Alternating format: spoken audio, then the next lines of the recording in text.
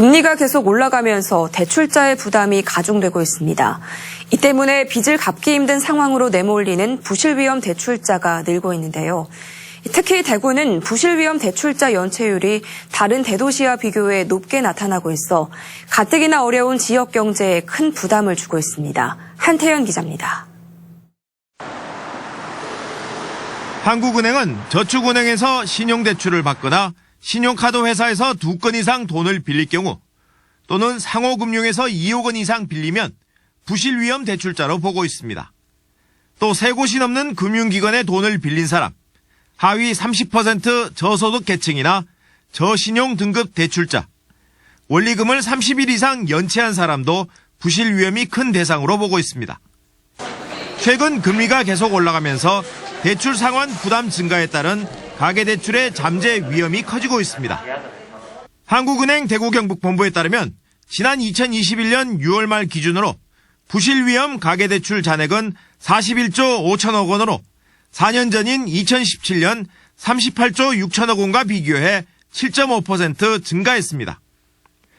대구 경북의 부실위험 대출자 수는 23만 1000명으로 전체 가계대출자 170만 9천 명 가운데 13.5%를 차지합니다. 1인당 부실위험 대출 잔액은 코로나19 이전인 2019년 1억 7,400만 원에서 지난해 상반기 1억 8천만 원으로 3.5% 늘었습니다. 빚을 제때 갚지 못하는 비율도 함께 증가하고 있습니다. 대구 지역의 부실위험 대출자의 연체율은 4.3%로 전국 광역시 평균 3.2%와 비교해 크게 높습니다.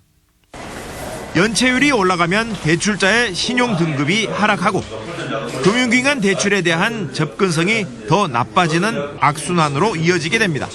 최근 비은행권 가계대출 연체율이 상승하고 있어 해당 업권에 대한 가계대출 관리를 강화하는 한편 실제로 가계대출 부실이 나타나기 전에 맞춤형 정책 서민금융을 제공하여 이자 부담을 완화하는 대책 등이 필요하다고 보입니다.